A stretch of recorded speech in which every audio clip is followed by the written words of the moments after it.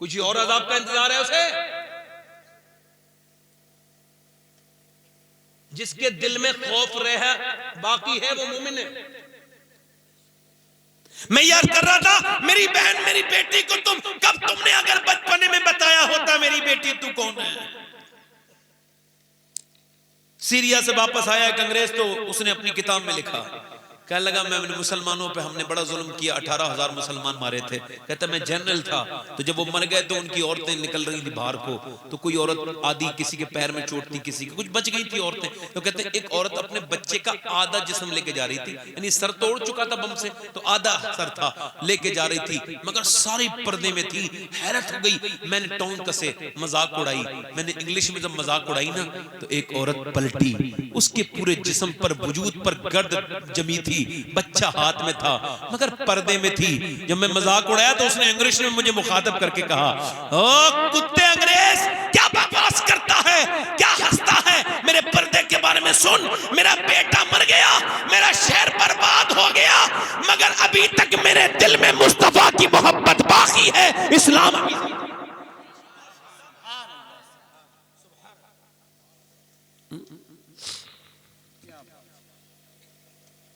तकरीरें करने वालों ने बुरा मत मानना भाई, बुरा भी मान लोगे तो देखो मुझे कोई मसला नहीं है, कोई तकलीफ नहीं मुझे। लोगों ने इतनी गलत चीजें बयान की हैं कि अब कौम उसे सही समझने लगी।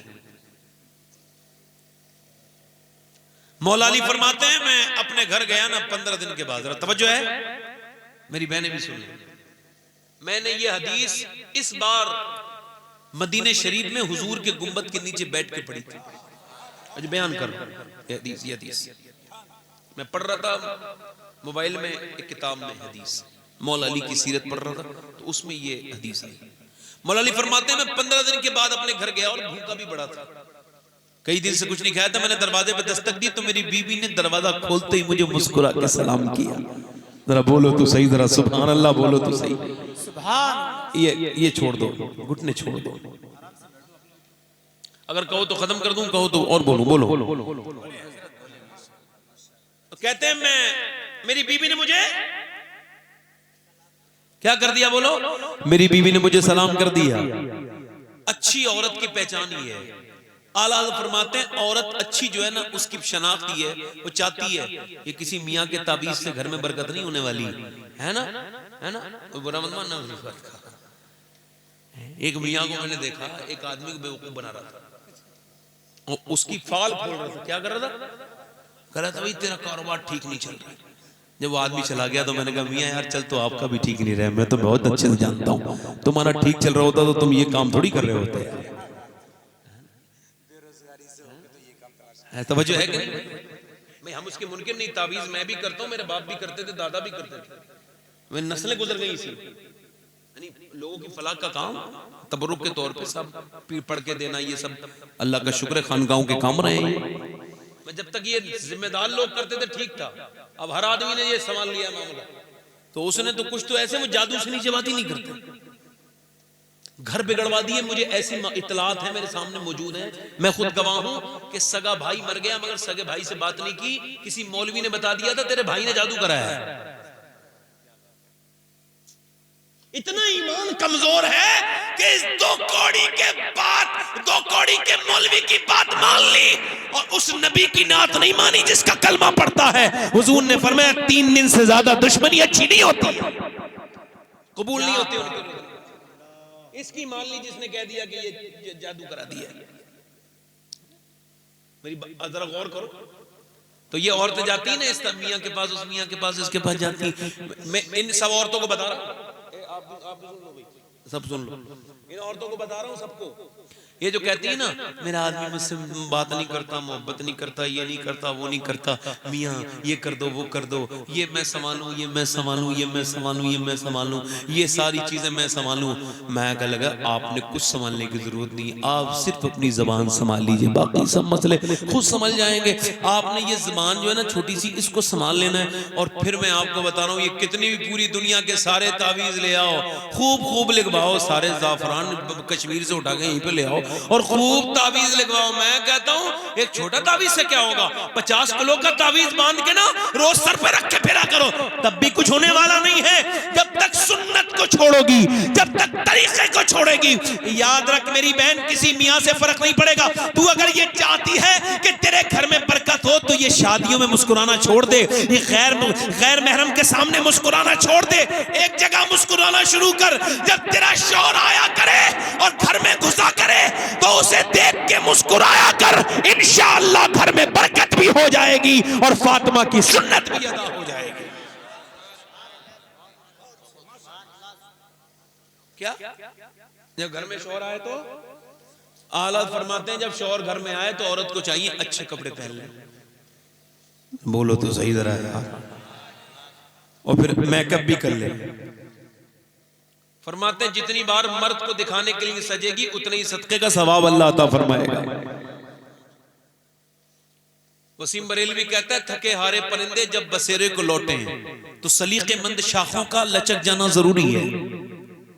अच्छी औरतें, मगर ये अच्छी औरतों की पहचान है मनहूस औरत की। मैं आपको बॉडी लैंग्वेज बता रहा हूं, ये मनहूस औरत है, इसका घर कभी नहीं बनेगा। ये रोती रहेगी पूरी जिंदगी, इसकी मनहूसियत ही इसकी अलामत है।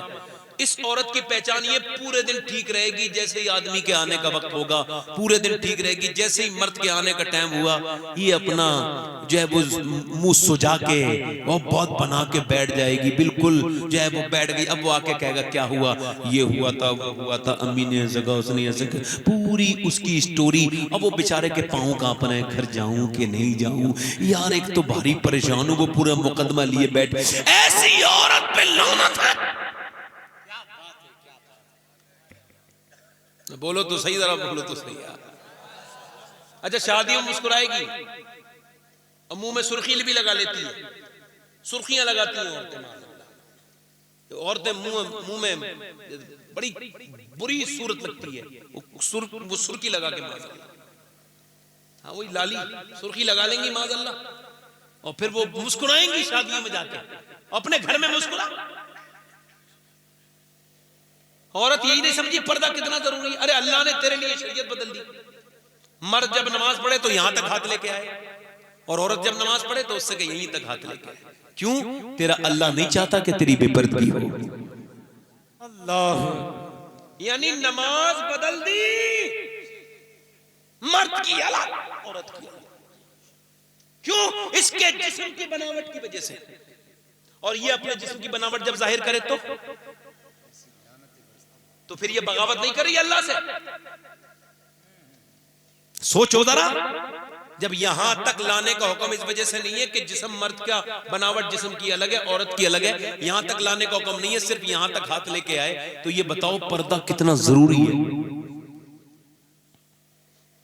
मौला अली कहते हैं मैं अपने घर में दाखिल हुआ, आखिरी बात कर रहा हूं, खत्म कर दूंगा तकरीबन, बस आखिरी बात कर रहा हूं। मेरी घड़ी बंद हो गई यार, मैं सोच रहा हूँ इतनी देर हो गई, ये डेढ़ी क्यों बजाए, है ना? हाँ 15 मिनट पहले मेरी घड़ी बंद हो गई। हाँ बड़ा अच्छा अच्छा अच्छा। करम का मरकज अता सरापा जनाबे ज़हरा, जनाबे ज़हरा, और नबी की सूरत, नबी की सीरत, नबी का नक्शा जनाबे ज़हरा। मौला अली कहते मैं अपने घर गया ना तो मेरी बीवी ने मुझे मुस्कुरा के सलाम कर दिया। कहते फिर मैंने कहा फातिमा बड़ा भूख लगी है, तो कहते मुझे पानी दिया, मैंने कहा प्यास नहीं लगी, भूख लगी। कहते वो बैठ गई। अल्लाह, कहते अंदर चली गई, मैंने कहा खाना लाओ, कहते आवाज नहीं दी कोई। मैंने कहा फातिमा खाना नहीं लाई? कहते मैं अंदर गया ना तो रोने की आवाज आई, तो अंदर जाके देखा तो फटी हुई चादर ओढ़े हुए दोनों आलम के मालिक मुख्तार की बेटी रो रही है। कहते मैं आगे बढ़ा, फातिमा क्यों रो रही है? कहा मुझे बड़ी अफसोस हो रहा है, तकलीफ हो रही है। ध्यान से सुनो, तकलीफ हो रही किस बात पर? कहा मेरे शौहर ने खाना मांगा है, मैं खाना नहीं दे पा रही हूँ। कहा क्यों? कहा जब आप घर से गए थे तब भी फाका था, आज भी कई दिन से हसन हुसैन ने कुछ नहीं खाया है, उसके बाद ओए मेरी तरफ तवज्जो करें भाई, जरा इधर तो देखें। उसके बाद मालूम है क्या कहते हैं मौला अली? कहते फिर मेरी बीबी फूट के रोई और कहने लगी, ओ मेरे सरताज अली सुनो, मेरे अब्बा के घर में 16 दिन से चूल्हा नहीं जला है। मौला अली कहते मेरा दिल अपने बच्चों की बात सुन के इतना परेशान नहीं हुआ था जितना हुजूर की बात सुन के परेशान हुआ। कहते धक्का लग गया, मैं बाग में जाके यहूदी से बोला कोई काम ले ले भाई, मुझे खजूर चाहिए। उसने कहा अगर तुम कोई काम करना चाहते हो रस्सी डोल उठाओ। कहते मैंने एक डोल खींचा तो थक गया, मैं भूखा था, सफर से आया था। कहते दूसरा डोल खींचा, तीसरा डोल खींचा, मैं बिल्कुल निडाल हो गया। फिर हुजूर याद आए तो फिर मैं शाम तक खींचता रहा। कहते शाम तक 17 डोल खींच पाया। 17 डोल पानी निकाल के मैंने जब दिया तो उसने 17 खजूरें दी। मैं हुजूर की बारगाह में पहुंच गया और सरकार से अर्ज की, ये जो गोश्त खा सुन्नत कहते हैं ना, इसमें कोई शक नहीं है कि गोश्त खाना सुन्नत है, मगर इसमें कोई भी शक नहीं है कि हुजूर ने कभी 2 टाइम खाना नहीं खाया। ये भी तो बयान किया कर ना, अपने पेट के इंतजाम के लिए क्या क्या बयान कर देता है, ये भी तो बयान कर क्या हुजूर ने कभी 2 टाइम एक साथ लग के खाना नहीं खाया। मेरे सरकार ने, मेरे हुजूर ने, सरकार पेट से पत्थर भी तो बांधा करते थे, ये भी तो बयान कर, पेट से पत्थर बांधना भी तो सुन्नत है। ये खाली गोश्त वाली हदीस याद आ गई। मौला अली कहते हैं मैं हुजूर की बारगाह में 17 खजूर लेके गया। सरकार ने मुझे देख के कहा अली आ गए? मैंने कहा हाँ हुजूर, खैरियत से आए? जी। मैंने हुजूर के आगे खजूर कर दी। सरकार ने फरमाया अली, मैंने कहा या रसूलल्लाह ये आपकी नजर है। फरमाया तेरे बच्चे भी तो भूखे हैं अली, तू अपने बच्चों के लिए नहीं लेके गया? अल्लाह अकबर। फरमाते मौला अली हुजूर मुझे बच्चों से ज्यादा आपसे प्यार है। अल्लाह अकबर। कहते चल अली तेरे घर चलते हैं। कहते हुजूर मेरे घर गए तो मेरे बच्चे हसन हुसैन इतने भूखे थे कि उनसे खड़ा नहीं हुआ जाता था। कहते नाना ने उन्हें उठाया और उठा करके खजूर के अंदर से गुठलियां निकाली और निकाल के नवासों के मुंह में दे रहे हैं। और फिर 17 दिन के बाद हुजूर ने अपने मुंह में खजूर रखी। मैं जब मदीने गया था तो मैंने देखा था कि वहां कितना भी कोई भी चला जाए, कैसा भी हुजूर का दुश्मन, अगर दुश्मन रसूल भी चला जाए ना, फिर भी भूखा नहीं आता, हुजूर सबको खिलाते हैं। मदीने वाले का ऐसा लंगर है, आज भी हमारे घरों के चूल्हे हुजूर के सदक़े में जल रहे हैं। सरकार मुफ्ती आज़म फरमाते खाते हैं तेरे दर का, पीते हैं तेरे दर का, पानी है तेरा पानी दाना, मगर मेरे हुजूर ने 17 दिन पेट से पत्थर बांधे हैं। बिलाल हबशी कहते हैं मैं हुजूर के साथ 17 दिन तक वाक़े के साथ रहा हूँ। मौला अली फरमाते फिर हुजूर ने अपनी बेटी की तरफ देखा, कहा मेरी बेटी फातिमा चादर को छुपाने लगी क्योंकि फटी हुई थी ना चादर। कहा फातिमा चादर को मत छुपा, तेरी चादर फटी हुई जरूर है मगर जन्नत की हर हूर इसे अपने सिर पे रखने की दुआएं मांगती है, दुआएं मांगती है। मेरे नौजवानों मेरी बात हो गई खत्म यहां पर, और मैं बस एक बात कहूं, देखो हमें मरना है कि नहीं? बताओ जरा, मरना है? मरना है ना? किस सबको मरना है ना? मैंने 18 साल के जवान को गुस्ल दिया ना, अभी मैं गस्सालों को गुस्ल देता हूँ, मतलब बताऊं गस्साल मतलब गुस्ल देने वाला। तो मैं अपने दिल की गंदगी गुस्ल दे के पास साफ करता हूँ। तो मैं जब साफ कर रहा था, एक आदमी का सर ऐसे करके हाथ डाला ना, तो उसकी खोपड़ी की, बल्कि कल ऐसा हुआ, कल मैं कर्नाटक में था, कल पुणे में था, परसों कर्नाटक में था, तो कर्नाटक से वापस आया हूं तो मेरे एक एक्सीडेंट हुआ है बरेली में, तो उसके साथ मेरी तस्वीर लगा के कर्नाटक के व्हाट्सएप पे चला दी कि ये सैयद शबाद मियां की लाश है और ये वो मर गए और ये उनका एक्सीडेंट हुआ है।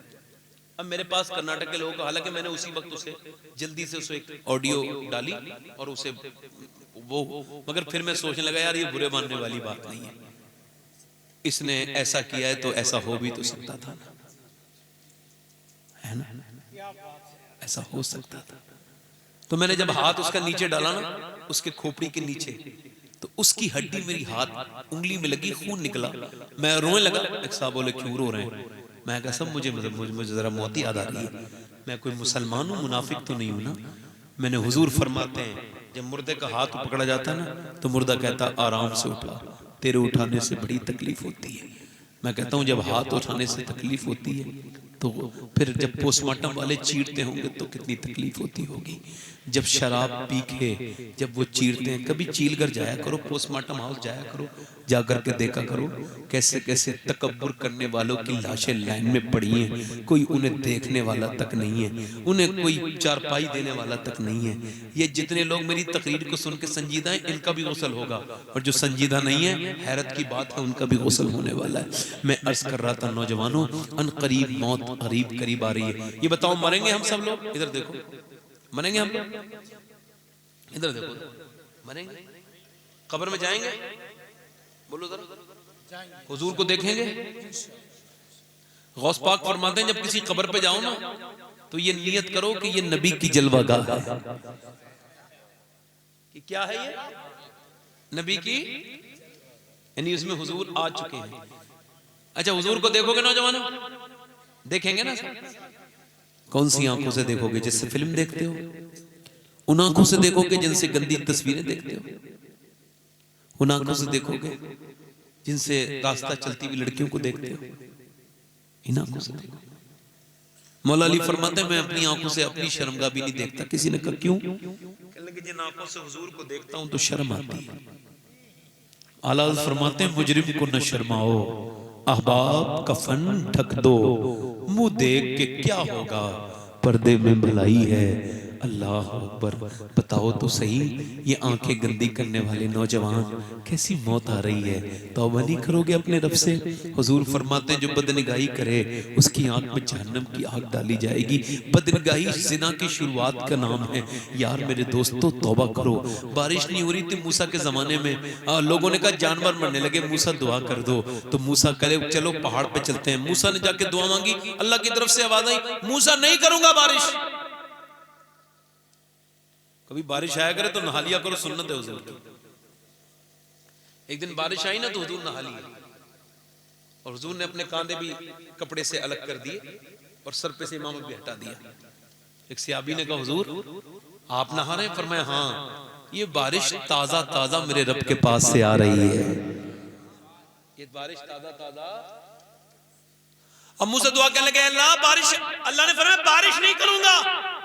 एक बंदा इस महफिल में ऐसा है जिसने 40 साल से मुझसे तौबा नहीं की, गुनाह किए जा रहा है, तौबा नहीं कर रहा है, दिन रात को गुनाह करता है। पूरे 40 साल हो गए उसने मुझसे अभी तक तौबा नहीं की। मूसा ने कहा एक दिन, इधर देखो, चोर को पता होता है ना, जब कोई कहता है कौन चोर है तो चोर को पता होता नहीं होता।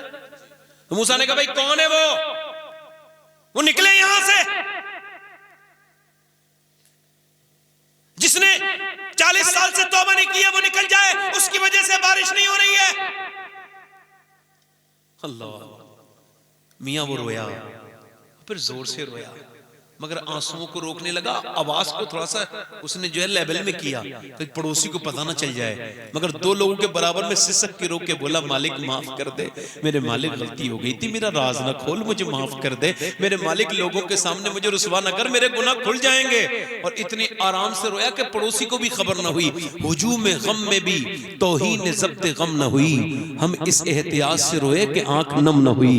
अल्लाह अकबर। जरा तवज्जो करें, रोने लगा। मूसा ने कहा निकलता है कि नहीं निकलता है, बता जल्दी बोल, तेरी वजह से बारिश नहीं हो रही है। दूसरी मर्तबा कहा तो मालिक मेरा राज खोल, मत खोल मेरे मालिक। तीसरी मर्तबा मूसा ने कहा नाम ले दूंगा वरना निकल जा। कहने लगा मालिक निकल के जाऊंगा तो देख नाम मूसा ले लेंगे, कोई मुझे इज्जत की नजर से नहीं देखेगा। अगर मेरे गुनाहों की कोई हद नहीं है तो तेरे करम की भी कोई हद नहीं है। ऐ मेरे रब अपने फजल से मुझे माफ कर दे, मेहरबान। रो के बोला मालिक मेरी इज्जत बचा ले, आज के बाद गुनाह नहीं करूंगा, मुझे रुसवा मत कर कौम के सामने। जब रोया ना, जब कोई बंदा तेरे दर पे जो आंसू रोल देता है, मेरे मौला दरे तौबा तो उस पर खोल देता है। जब रोया तो अल्लाह की रहमत जोश में आई, बारिश हो गई, सारे लोग भीग के चले गए, मूसा ने नहीं गए। मूसा बोले मालिक तूने बारिश क्यों की? पहले तो तूने मना किया था। अल्लाह ने फरमाया उसी बंदे की वजह से, पहले जिसकी वजह से बारिश नहीं हो रही थी ना, अब उसके आंसुओं की वजह से मैंने बारिश कर दी है, अब उसकी तौबा की वजह से मैंने बारिश। मूसा बोले रब तो फिर उसका नाम तो बता। रब ने फरमाया मूसा जब वो गुनाहगार था तब नाम नहीं बताया, अब तो उसने तौबा कर ली, अब क्या नाम बताऊं? सुभान अल्लाह। तो देखो आखिरी बात ये कर रहा हूं, मोहिउद्दीन इब्नुल अरबी शेख अकबर ने लिखा है, और ध्यान से कान खोल के सुन लो। वो फरमाते हैं कि अगर कोई ये कहे मैं मोमिन हूं और 8 दिन उस पर गुजर जाएं, वो ना खौफ खुदा से रोए ना हुजूर की मोहब्बत में रोए, मुझे तो उसके ईमान पे शक है कि वो मुसलमान है कि नहीं। किसी को जरूरत नहीं दिखाने की, अपने रब के सामने रो, उससे कहो मालिक माफ कर दे, खताएं बड़ी हुई है और उसे सब पता है जिसने जो किया है। अच्छा, आप में कितने लोग हैं जो हुजूर के नाम पे गर्दन कटा देंगे? दोनों हाथ उठा के बताएं जरा, दोनों हाथ उठा के, दोनों हाथ उठाएं माशाल्लाह, दिन नीचे हाथ कर। जो गर्दन कटा सकता है वो कुछ भी कर सकता है ना। एक दूसरे की तरफ ना देखें और मुस्कुराएं ना, एक दूसरे की तरफ नहीं देखना है। जो गर्दन कटा सकता है कुछ भी कर सकता है। कितने लोग ऐसे हैं जो गर्दन भी कटा देंगे और आज से हुजूर के नाम पे पूरी दाढ़ी भी रखा लेंगे। इस महफिल में खड़े हो जाए, खड़े हो जाए। वो आशिक जो आज से दाढ़ी रखाएं वो इस महफिल में खड़े हो जाए, हो जाए खड़े। है कोई आशिक रसूल इस महफिल में, इस मजलिस रसूल में कोई आशिक रसूल और कहे कि मैं दाढ़ी भी रखा सकता हूँ, उन नबी पाक के नाम पर गर्दन भी कटा सकता हूँ। एक साहब कह रहे थे आपको डर नहीं लगता कि कोई नहीं उठेगा तो बेइज्जती हो जाएगी? मैंने कहा मैं दुनिया की दी हुई इज्जत को इज्जत ही नहीं समझता, थोड़ा समझदार हूँ।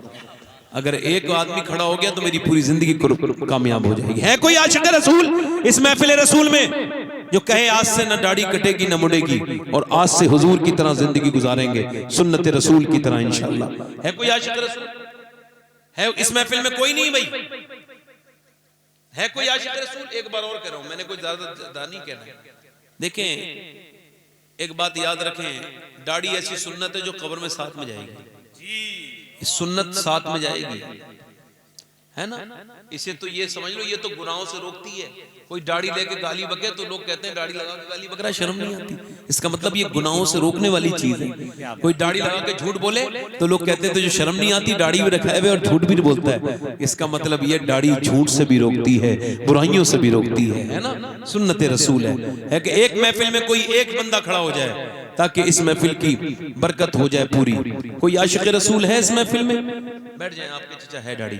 कोई आशिक रसूल है इस महफिल रसूल में जो सुन्नत रसूल रखाए? देखिए कोई एक आदमी की मैं कह रहा हूं, कोई एक आदमी की बात कर रहा हूं, एक आदमी कोई हो जो इस पूरी महफिल में खड़ा हो जाए। कोई दीवाना हो गौसुल आजम का। ये बरेली के इलाके में बड़ी परेशानी की बात है कि यहाँ बात मानते नहीं। इसी वजह से मैं इधर बहुत कम आता हूँ, बरेली इलाके कोई मैं जो है इधर कम मेरी सादत हासिल होती है इधर आने की। इसकी वजह एक ही है बस कि तकरीर सुन लेंगे मगर जब बात आएगी सुन्नत की तो फिर आनाकानी करते हैं। याद रखो अगर बगैर दाढ़ी के कब्र में गए और हुजूर ने मुंह फैल लिया तो कोई बचा ना सकेगा। हर नबी के दाढ़ी, हर वली के दाढ़ी है ना। है कोई आशिक रसूल? एक बार और कह रहा हूं फिर ज्यादा, क्योंकि हिदायत अल्लाह की तरफ से होती है। इंसान तकरीर कर सकता है, हिदायत नहीं दे सकता। हिदायत अल्लाह की जानिब से होती है। कोई आशिक रसूल जो इस सुन्नत रसूल इस महफिल में रखा है कोई आशिक रसूल? सुभान अल्लाह। खड़े रहो, खड़े खड़े रहो, खड़े रहो। दूसरा आशिक रसूल है कोई? दूसरा सुन्नत रसूल। आप तो बरेली के पास के रहने वाले हो यार, आपने ज्यादा दीन समझना है, आपने ज्यादा दीनदार बन के रहना है। आप मरकज के करीब रहते हो। लोग जिस बरेली में आने की दुआएं करते हैं अल्लाह से, आप उस बरेली के करीब के रहने वाले हो। आपको तो इश्क रसूल और ज्यादा दिखाना चाहिए। सरकार मुफ्ती आजम कितना नाराज होते थे जिसके दाढ़ी नहीं होती थी उससे। फरमाते थे लो उम्मती कहते हैं और चेहरे पे हुजूर की सुन्नत नहीं। है कोई दूसरा इनका जोड़ीदार खड़ा हो जाए इस महफिल में? है कोई दूसरा आशिक रसूल इस महफिल रसूल में खड़े हो जाए?